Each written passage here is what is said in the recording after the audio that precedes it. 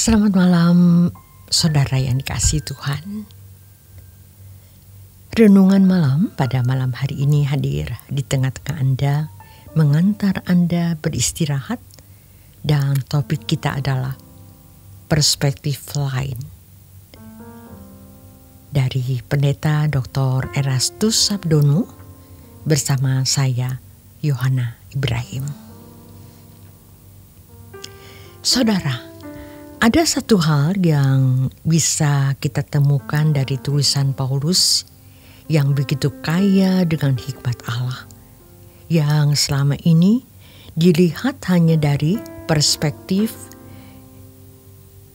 dogmatis, sehingga dilahirkannya doktrin teologi sistematika yang membangun teologia di dalam pikiran atau nalar.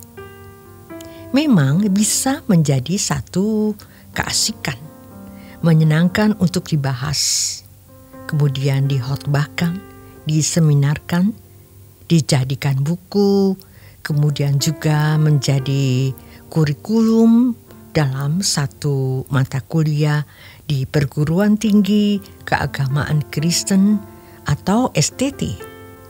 Para sarjana di bidang teologi pun tidak habis-habisnya menggali tulisan Rasul Paulus dari perspektif dogmatis.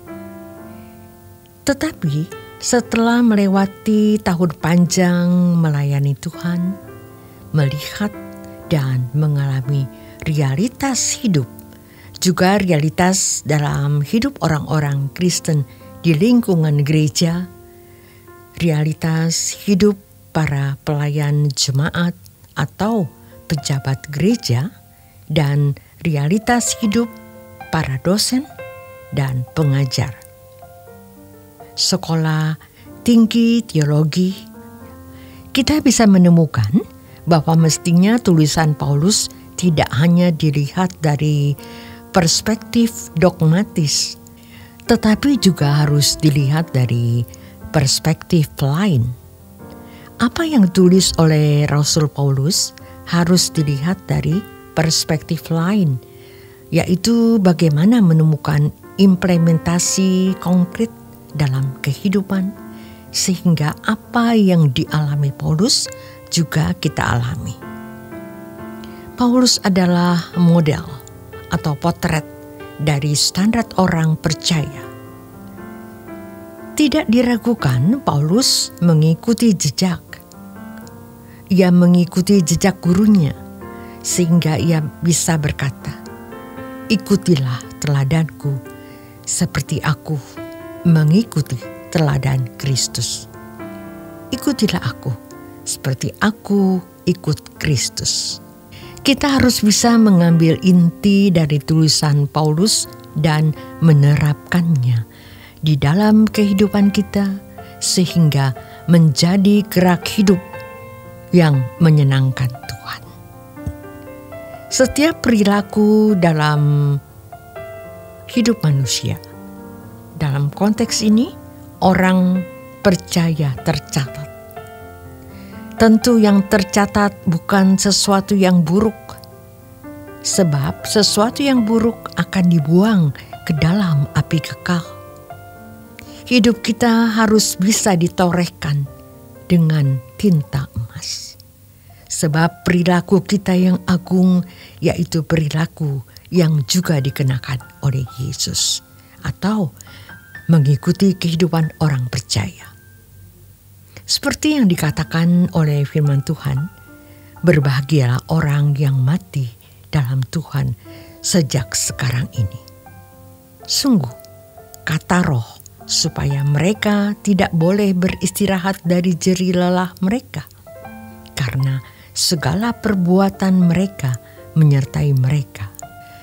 Perilaku orang ini yaitu orang yang mati dalam Tuhan, ditoreh dengan tinta emas karena membahagiakan dan menyukakan hati Bapa di surga. Perpustakaan secara harfiah yang memuat buku-buku dan data-data tertulis akan lenyap. Sehebat apapun doktrin, sistematika, teologi yang ditulis akan lenyap. Tetapi perilaku kehidupan seseorang, buah dari pengertian atas kebenaran yang ditulis oleh Paulus, akan menjadi dokumen kekal di dalam kerajaan surga. Bagaimana kita bisa menangkap nafas dan jiwa kebenaran yang termuat dalam tulisan Paulus?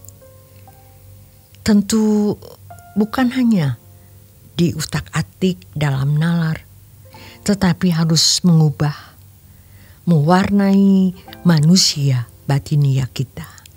Semakin kita mempelajari tulisan Paulus dari sudut pandang atau perspektif ini, maka kita menemukan bahwa apa yang dikatakan Tuhan Yesus benar. Ketika orang bertanya, sedikit sajakah orang yang diselamatkan? Yesus menjawab, banyak orang berusaha untuk masuk, tetapi tidak dapat. Berjuanglah untuk masuk melalui pintu sesak itu. Sebab aku berkata kepadamu, banyak orang berusaha untuk masuk, tetapi tidak akan dapat. Kehidupan Paulus itu standar hidup orang percaya. Sebab Paulus benar-benar menjadi pengikut Kristus, mengikut jejaknya. Yesus adalah anak Allah yang menjadi manusia dan juga disebut anak manusia. Dia telah menunjukkan model dan hidup yang harus dimiliki oleh anak-anak Allah yang taat kepada Bapa. Paulus adalah model dan pengikut Yesus, anak manusia yang dilahirkan dalam darah dan daging seperti kita, yang berhasil, yang berprestasi, meneladani Tuhan Yesus. Maka dia yakin bahwa mahkota kebenaran tersedia baginya. Mari kita melihat tulisan Paulus dari perspektif yang lain, yaitu bagaimana kita bisa menangkap nafas jiwa kebenaran yang akan mendesak kita untuk memperagakan atau melakukannya. Sebab kalau hanya dinalar menjadi pengetahuan teologi, sehebat apapun susunan sistematis, pastinya sistematis teologi tidak akan mendesak kita untuk mengimplementasikan di dalam hidup. Sudah berabad-abad tulisan Paulus hanya menjadi kasana ilmu pengetahuan yang melahirkan perdebatan-perdebatan yang berekor pada pengucilan, penghukuman, pembunuhan, pertikaian. Jauh dari nafas kebenaran yang termuat di dalam tulisan Paulus. Tulisan Paulus itu standar, tetapi bagi manusia modern mustahil untuk dilakukan. Ketika kita mengikuti apa yang ditulis oleh Paulus, pasti kita menjadi orang-orang yang memiliki kehidupan yang tidak wajar. Paulus sendiri juga dipandang tidak wajar. Guru sendiri juga dicap gila. Tetapi tidak ada pilihan kalau kita mengaku percaya Tuhan Yesus dan kita memiliki Alkitab Perjanjian Baru yang sepertiganya ditulis oleh Rasul Paulus. Kita harus mengikuti jejak Tuhan Yesus dan meladani kehidupan Paulus yang memang merupakan standar hidup orang percaya.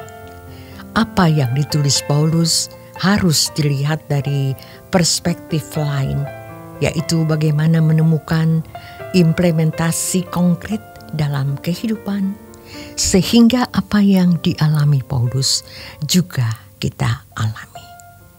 Terima kasih atas kebersamaan Anda di Renungan Malam. Selamat berjuang, selamat malam, Tuhan Yesus memberkati.